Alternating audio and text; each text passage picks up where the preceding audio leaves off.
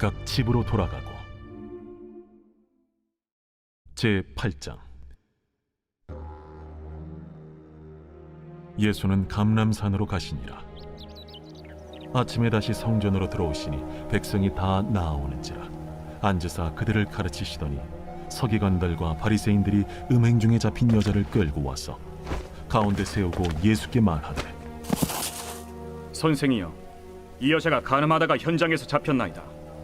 모세는 율법에 이러한 여자를 돌로 치라 명하였거니와 선생은 어떻게 말하겠나이까? 그들이 이렇게 말하면 고발할 조건을 얻고자 하여 예수를 시험함이로라. 예수께서 몸을 굽히사 손가락으로 땅에 쓰시니 그들이 묻기를 맞이 아니하는지라.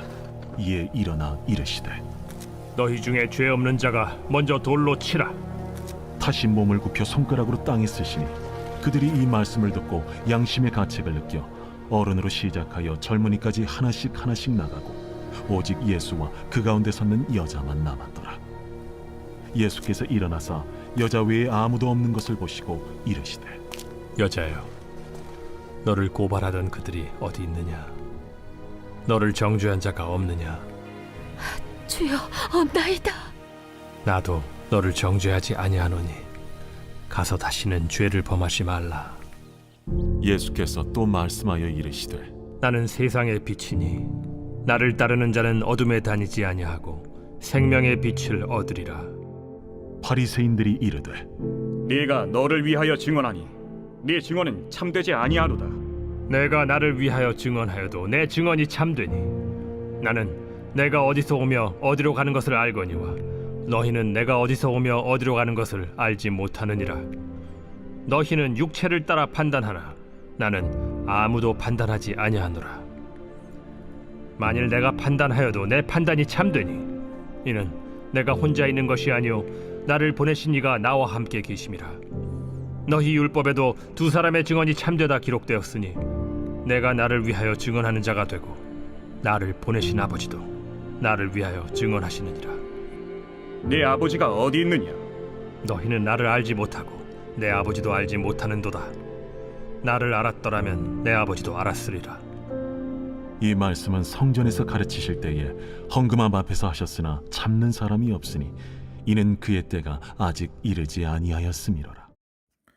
오늘 우리에게 주신 하나님의 말씀은 요한복음 7장 53절부터 8장 20절까지 말씀입니다.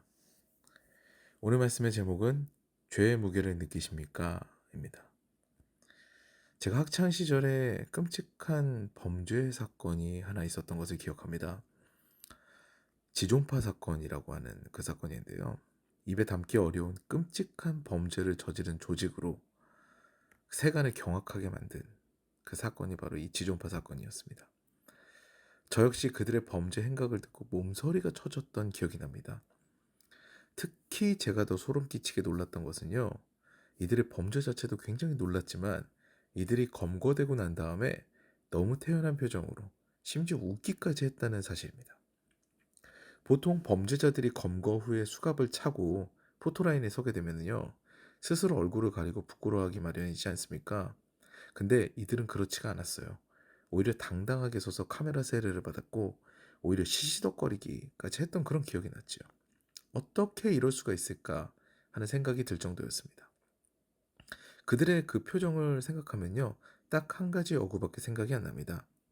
아, 화인 맞은 양심이구나. 우리의 조상 아담과 하와가 선과 악을 알게 하는 나무의 열매를 먹고 난 다음에 제일 먼저 한 행동이 무엇입니까? 부끄러워합니다. 무엇이 부끄러웠을까요? 벗은 것을 부끄러워했다고 합니다. 하나님으로부터 끊어진 뒤에 가장 먼저 느낀 감정이 부끄러움이고요. 이내 어둠을 찾아서 숨었다는 것은요, 우리에게 시사해주는 바가 큽니다. 죄의 속성은 회피이고 어둠으로 숨는 것이기 때문입니다.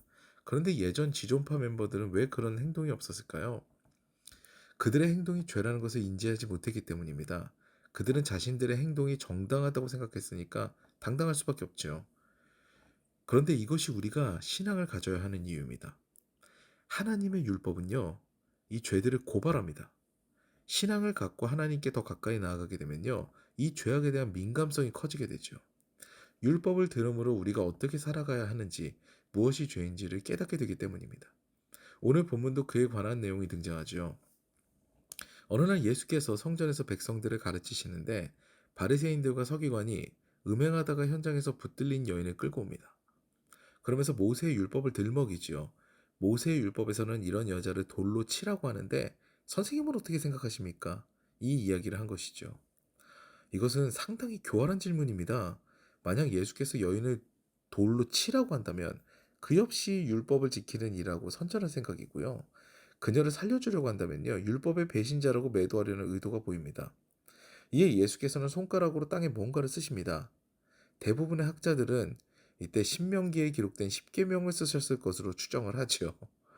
이제 간음하지 말라, 도적질하지 말라, 살인하지 말라, 뭐 이런 내용들을 쓰셨다는 것으로 추정을 합니다.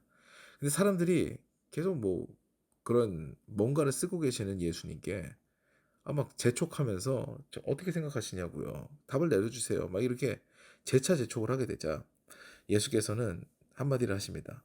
너희 중에 죄 없는 자가 먼저 돌로 치라. 이렇게 말씀하시죠. 그리고 다시 바닥에 뭔가를 쓰십니다. 근데 무엇을 쓰셨는지 성경이 기록되어 있진 않는데 사람들은 그 이후에 하나둘씩 양심의 가책을 받아 돌아갔다고 되어 있습니다.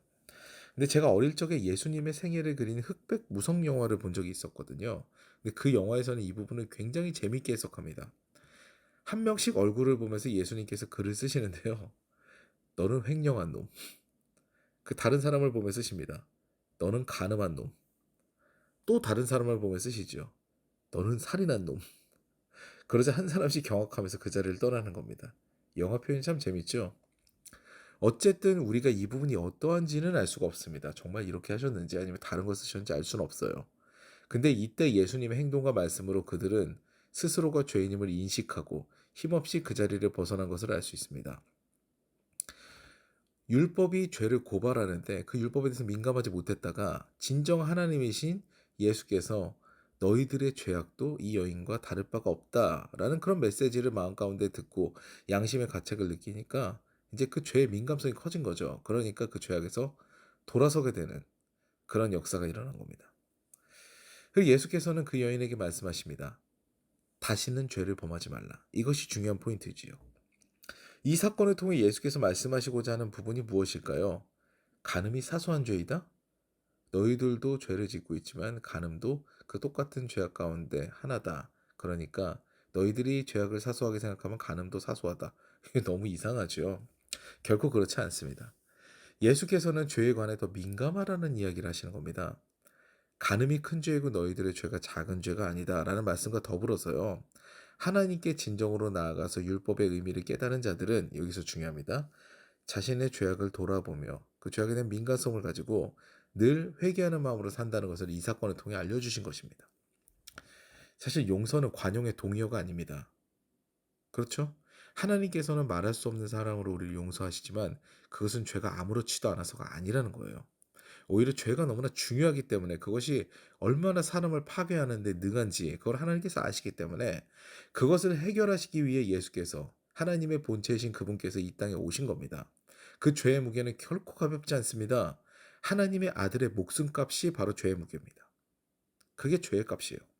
그러므로 우리는 그 은혜를 알게 되면요. 그 은혜 앞에 겸허할 수밖에 없어요. 그리고 더 중요한 것 하나를 이 본문에서는 이야기하고 있는데요. 바로 율법은 나의 의의를 세우기 위함이 아니라는 겁니다. 율법은 죄를 고발합니다. 우리의 죄를 수면 위에 떠오르게 하는 것이 율법이에요. 하나님의 심판 가운데 그 심판대 앞에 우리를 세우는 것이 율법이에요. 그 율법을 지키는 것이 나의 의의가 된다? 이거는 굉장히 심각한 착각이에요. 누구도 법을 지킨다고 특별한 사람이라고 말하지 않습니다. 법을 어기는 사람이 잘못된 사람이죠. 이와 같습니다. 하나님의 백성으로 율법을 지키는 삶은요, 지극히 당연한 삶입니다. 율법은 내 의의를 드러내기 위한 수단이 아니라는 거예요. 그러므로 진짜 주님을 인격적으로 만난 사람은요, 율법을 지킨 삶을 자랑하지 않습니다. 그 죄의 무게를 깨닫고 내가 죄인임을 깨닫게 되고 그 죄를 내가 해결할 수 없게 됐다는 그 진정, 예수님께서 어떤 구원을 베푸셨다는 것을 깨닫게 되면은요, 그럼 정말 겸허하고 겸손한 삶을 살 수밖에 없는 거예요. 그 무게가 가볍지 않음을 잘 알고 그 죄를 짊어지신 예수 그리스도를 향한 무한 감사의 마음과 그 사랑을 증거하는 삶을 살아가기를 결단하게 되는 것이 진정한 예수의 제자들의 삶입니다. 그 무게를 느끼는 사람이 오히려 복된 사람이라는 거죠. 오늘도 주님의 크신 은혜, 그 십자가의 사랑을 기억하시면서요.